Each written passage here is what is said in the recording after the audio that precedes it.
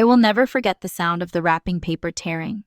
It was the only thing anyone could hear. No music, no laughter, just that quiet crinkle as my daughter Lila carefully unwrapped her gift, her tiny fingers tugging at the corners like it was the most precious thing in the world. And for a second, she actually smiled, that soft, hopeful kind of smile kids get when they think magic might still be real. But when she opened the box, her whole face shifted, confusion first, then a flicker of something deeper, hurt maybe. Her little shoulders stiffened and she glanced at me. The box was empty. I saw it before she even said a word, just a plain cardboard bottom, no tissue paper, no toy, not even a note, just nothing. I blinked, trying to make sense of what I was seeing. Was it a mistake? Did something fall out? Maybe someone forgot to pack it? But before I could open my mouth, I heard him, my father, Walter. He let out this sharp laugh, short and cold like a bark in winter. He sat back in his armchair, folded his arms, and said, "Kids like her shouldn't expect anything. World's got enough leeches already." My heart dropped. Lila froze, her hands still in the box, like maybe she just hadn't seen the gift yet. Like maybe it was hiding under the flaps or tucked in the corner. But there was nothing. I felt heat rush up my chest, my hands trembling where they rested on my lap. I wanted to say something, anything, but the words caught in my throat like splinters. Then Brittany, my sister, snorted and muttered, "She's just like her mother, always expecting handouts. Worthless." My jaw clenched. I could feel the muscles in my face tightening and the burn behind my eyes threatening to spill over. I forced myself to look at Lila. She wasn't crying, not yet, but her lips were pressed tight and her chin was trembling the way it does right before it breaks. Her eyes, those big soft eyes, were filling with tears she was too proud to let fall. She looked at me again, not asking for help, just checking if she should pretend it didn't hurt. And in that moment, I hated myself. I hated that I'd brought her here, that I'd hoped, maybe stupidly, for a normal Christmas, that I thought my father could be different, that I wanted them to see the beautiful, kind, creative girl Lila was and love her like I did. But they didn't see her. To them, she was just an extension of me, a reminder of my divorce, my failure, the mess I'd made of my life according to them. The room was dead silent except for the soft hum of the heater and the ticking of the grandfather clock behind Walter's chair. Each second sounded louder than the last, like it was counting down to a moment I wasn't ready for. Lila looked down at the empty box again, her fingers brushing the edge. Then slowly she folded the flaps shut. Her hands were shaking now. And then she whispered something. "I got you a gift too, Papa." Everyone turned. Walter looked up, that smug grin still on his face. "Oh yeah," he said, half laughing. "This will be good." But Lila didn't back down. She reached into the pocket of her coat and pulled out a small piece of paper, folded with such care it made my chest ache. She took a step forward and held it out to him with both hands, and right then I knew this moment wasn't over. Something was coming, something none of us were ready for. I hadn't been home for Christmas in over 2 years, not since the divorce, not since the shame, not since everything I'd been trying to hold together finally cracked wide open. Lila wanted to see them. She asked me 3 weeks before Christmas, "Mom, do I have a papa?" That was her way of asking why we were always alone during the holidays, why we didn't have matching pajamas or giant trees or cousins to run around with, and I said yes. When she asked if we could visit him this year, I said yes again, against my better judgment. I don't know what I expected. Maybe I thought time would have softened them. Maybe I believed, just for a moment, that when they saw Lila, when they really looked at her, they'd feel something. Warmth, regret, love, anything. Instead, the minute we pulled into the driveway, I felt that old weight settle back onto my shoulders, that invisible tension that coils around your ribs like barbed wire when you're trying to smile for people who don't really want you there. Their house hadn't changed, still cold, still perfect, still spotless in that way that feels less like a home and more like a museum. My mother greeted us with that plastic politeness she'd mastered over the years. A quick hug for me, a soft pat on the head for Lila. Her eyes lingered too long on the scuff marks on Lila's boots. I saw it, how she took her in like an item on a shelf, deciding whether or not she belonged. Sandra barely looked up from her phone when we walked in. She offered Lila a half-hearted hey, then went right back to scrolling. I could already feel my stomach tightening. And then there was Walter, my father. He was in his usual chair by the fireplace, whiskey glass in one hand, TV remote in the other, didn't even stand up, just gave a nod and muttered, "Didn't think you'd actually show up." That was his way of saying hello. Lila gave him a shy wave, her mittened fingers poking through the wool. "Hi, Papa," she said softly, like she was testing the word out loud for the first time. He grunted. I don't know why I still hoped for more. Maybe because Lila was trying so hard. She'd made little drawings for everyone, carefully colored, folded, and tucked into envelopes with their names on the front. She even asked me how to spell to my Aunt Brittany because she wanted it to be perfect. She worked on them every night for a week. I wanted this to be special for her. I wanted her to feel like she had a family, even if they were far from perfect. I scraped together what I could from tips and extra shifts just to buy her one nice outfit, a little gift to open, and enough gas to get us there. That morning, as I tied her scarf, she looked up at me and said, "Do you think they'll like my drawings?" And I said, "Sweetheart, they're going to love them." But in the pit of my stomach, I already knew the truth. I was bringing her into a house where kindness was currency they never gave out for free, where smiles were measured and love had conditions. Still, I tried. I told myself this was about Lila, not me, that I could keep my chin up, play nice, pretend for one day that everything was okay. But as I watched her heart quietly break in front of them over something as cruel as an empty gift box, I realized they hadn't changed, and I wasn't sure they ever would. Lila handed out her little envelopes like they were treasures. She moved through the room so gently, like she was afraid to disturb anything. Each envelope had a name written in her careful, blocky handwriting. She gave one to my mother first, then Brittany, then even my brother Cole, who'd barely spoken a word since we walked in. When she got to Walter, she paused for just a second, long enough that I held my breath, but she smiled, lifted the envelope, and said, "Merry Christmas, Papa." He didn't look up from the television, just held out a hand like she was delivering the mail, not offering a piece of herself. She moved back to the couch and sat beside me, her face still lit up, hopeful. She had no idea how cold the room had gotten. Then Walter picked up a large box from beneath the tree. It was wrapped in silver paper, topped with a red bow, almost too neatly. He held it out toward Lila with a grunt. Her eyes widened. "For me?" He shrugged. "Says your name, doesn't it?" She looked at me first, like she needed permission. I nodded, even though something in my gut twisted. She scooted to the floor and pulled the box into her lap. Her small hands ran over the paper like it was sacred. I watched her savor every moment, the untaping of each edge, the careful unfolding. She wanted to remember it. Then the lid came off. She peered inside, and I saw it happen, the exact second she realized it was empty. Her face didn't crumple, not right away. Instead, her eyebrows pulled together in confusion. She reached in, as if something might be stuck at the bottom. She looked up at me, uncertain. There was nothing in the box, nothing. Walter laughed loudly this time. "What, you were expecting something real?" he scoffed, leaning back. "World doesn't give you gifts for just showing up, kid." Lila blinked. Her hands froze. I couldn't move. Then Brittany, always waiting for a moment to cut deeper, chimed in from her corner of the couch. "Well, she is just like her mom, always expecting people to hand her things. It's no surprise." I felt it in my chest like a punch. I turned to her. "Brittany, don't." She raised a brow, smirking. "What? It's true." Lila was silent now. The box still rested in her lap, flaps wide open, exposing the nothing inside. The room had turned on her, and I saw her realize it. I hated them. I hated them for making her feel small, for making her question her worth, for laughing like it was all a joke. I reached for her, but she didn't move. She just kept staring at the box like it might somehow fill itself if she waited long enough. Inside, I was screaming, "Say something. Stand up. Defend her." But I didn't want to make a scene, not in front of her. That's the thing about being in families like this. You learn to freeze when things get cruel. You learn to smile through clenched teeth. And I'd spent so many years doing just that. It almost felt normal. But it wasn't normal. Lila was only 7. She didn't know how to put on a mask yet. She didn't know how to swallow that kind of pain. Then she looked up at Walter, her voice quiet, barely more than a whisper, but it cut through the room like a bell. "It's okay," she said. "I got you a gift too, Papa." And just like that, the whole room shifted.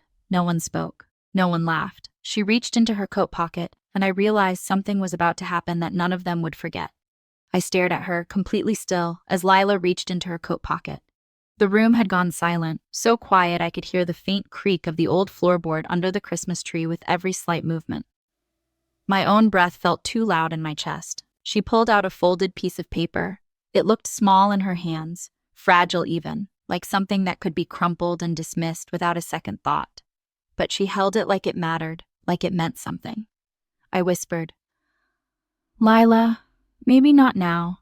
She turned to me, and there was something in her eyes I didn't recognize. Not sadness, not hurt, but calm, steady. She gave a little nod, the kind that said, "I have to do this." Then she turned to Walter. "I made this for you," she said. Walter didn't even lean forward. He just glanced at it with that same bored expression he always wore when someone dared ask him to feel something. "Oh yeah," he muttered, sipping his drink. "You draw me a snowman or something?" There was sarcasm in his voice, the kind he always used when he wanted to make you feel small without raising it. But Lila didn't flinch. She walked across the room and held it out to him with both hands. And that's when I noticed her fingers were shaking. I knew that feeling, the way your hands betray you when your heart's thudding in your chest, when you're trying to be brave even though every part of you wants to run. He took it from her like it meant nothing, slid it open with one hand while still holding his glass in the other. Then he looked down and stopped. I couldn't see what was on the paper from where I sat, but I saw his face. It didn't twist in confusion or irritation like I expected. Instead, his eyebrows drew together. He blinked once, then again. His jaw slackened just slightly, like he'd forgotten what he was doing. The entire room seemed to lean in. "What is it?" Brittany asked, impatient. He didn't answer, just stared. Lila stood there, hands clasped in front of her now, watching him quietly like she wasn't sure what came next either. I got up and crossed the room slowly, almost afraid to break the moment. I stepped beside her and gently placed my hand on her back. She didn't look at me, she just kept her eyes on Walter. And he looked older than I'd ever seen him, not angry, not smug, just still. He folded the paper carefully, deliberately, almost reverently, and placed it on the side table next to his chair. Then he stood up. No one knew what to say, no one moved. He walked out of the room without a word. The sound of his footsteps down the hallway was the only thing we could hear. He didn't slam the door, didn't shout, just left. I looked down at Lila. Her voice was quiet when she asked, "Did I do something wrong?" I knelt beside her, wrapped my arms around her, and whispered, "No, sweetheart, you did something brave." Brittany muttered something under her breath, but this time I didn't care, because I knew whatever Lila had drawn, whatever she had written, got through to him in a way none of us ever could.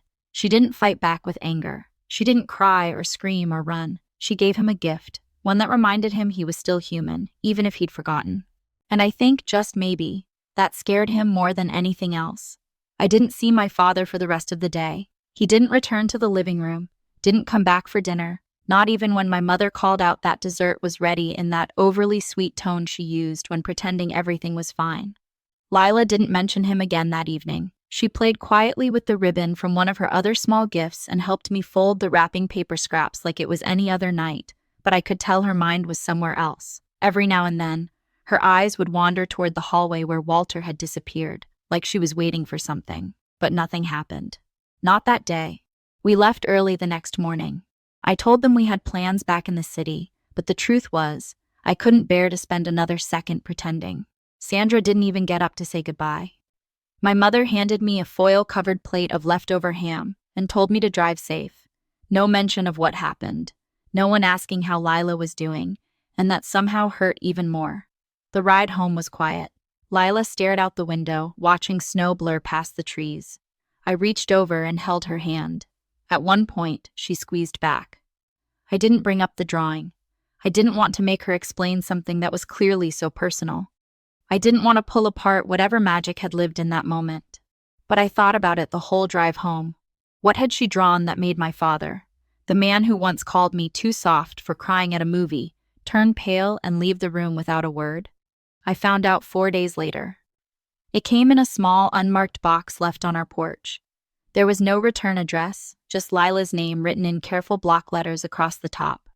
She opened it slowly, like she wasn't sure if it was safe to hope. Inside was a tiny music box, old-fashioned, wooden, hand-carved edges with little roses painted around the lid. It played "Somewhere Over the Rainbow" when she turned the crank, and there was a note.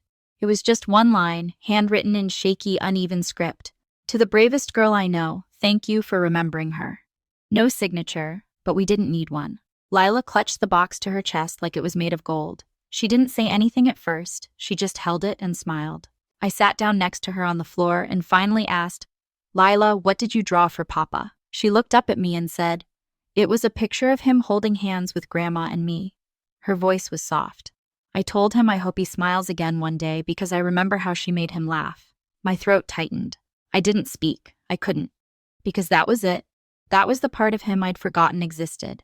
The man who once smiled, once laughed, before grief hardened him, before the years made him cruel. Lila saw through all of that and gave him a piece of something he thought he'd lost forever. Not pity, not guilt, hope. She didn't try to fix him. She didn't try to change him. She just reminded him that he used to be someone worth remembering. And in return, he gave her something too. Maybe not love, maybe not forgiveness, but a beginning. And sometimes that's enough. The music box now sits on Lila's nightstand.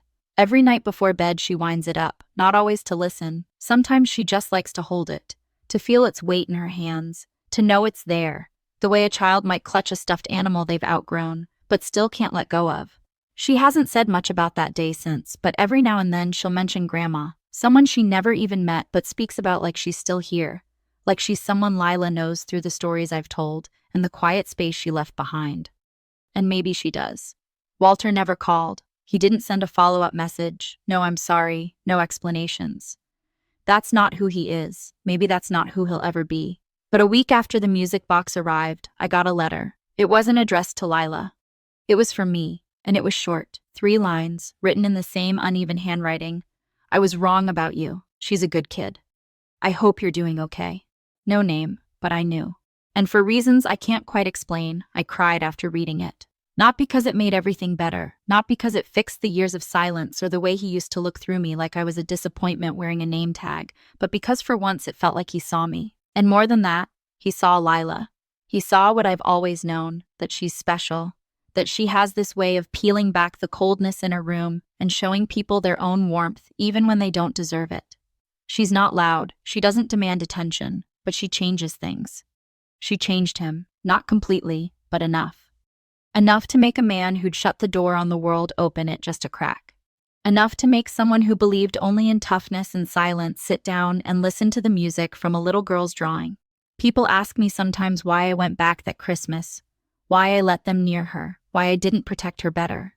And the truth is, I thought I was. I thought shielding her from their coldness would be enough, that not talking about them, not visiting, not engaging would protect her heart. But Lila didn't need protection. She needed truth. She needed to meet them, to see the world for what it is. Beautiful and cruel, broken and hopeful, all tangled together.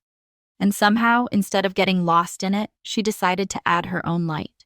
She didn't need revenge. She didn't even want an apology. She just wanted to give a gift. And that gift, simple as it was, did something I couldn't do in 30 years. It opened a door. Not wide, not forever, but enough. Enough for a note to get through, enough for a song to play in the quiet, enough for a tired old man to remember a part of himself he thought was gone. Lila reminded me of something that day too, that sometimes kindness is the most radical act, that a whisper can carry more weight than a scream, and that when we choose love, even when it's hard, even when it's not returned, we create something no one can take away, a moment, a shift, a gift. If this story touched you, don't forget to like, share, and comment, and maybe give someone in your life the gift of a second chance today. You never know what doors it might open, and maybe that's what this whole thing was, a door, cracked open by a little girl who didn't know she wasn't supposed to try. A girl who offered nothing but the simplest truth wrapped in crayon lines and soft hope. Sometimes that's all it takes. Sometimes that's enough to make even the hardest heart remember. It used to beat for something. And maybe, somewhere in his quiet house with its cold, perfect walls, my father winds that little drawing open again and listens, not to the sound of paper, but to something softer, something he thought he'd buried. Maybe he remembers her laugh, the one Lila said she knew even though she'd never heard it. Maybe he remembers the way my mother used to pull him close on Christmas morning before the years changed everything. Maybe he remembers he's still human. Maybe he remembers he's still loved. And maybe, just maybe, that memory will be the thing that keeps the door open, even if just a little, even if only long enough for the music to play one more time. And if it doesn't, if nothing changes after this, if the world stays cold and their house stays colder and we never spend another holiday there again, then that's okay too. Because Lila didn't give him the drawing to fix him. She gave it because it was Christmas, and she wanted to give something beautiful. She gave it because she believes people can still surprise you. She gave it because she carries her grandmother's softness in her spirit, even though she never met her. She gave it because that's who she is. And if the world can be cruel, and it can, then thank God for children like her who remind us it can also be kind. Every night when the music box plays, even if it's faint, even if it's scratchy, even if it's just for a few seconds, she listens. And I watch her. And I realize she taught me something too. That sometimes the bravest thing you can do is offer love where it hasn't been earned, offer hope where it hasn't been asked for, and offer forgiveness where it hasn't been deserved. And maybe in the end, that's what Christmas has always been about. Not the gifts, not the perfect tree, not the matching pajamas or the elaborate dinners, but the courage to open your heart when it would be easier to close it. Lila gave that courage to all of us, whether they know it or not.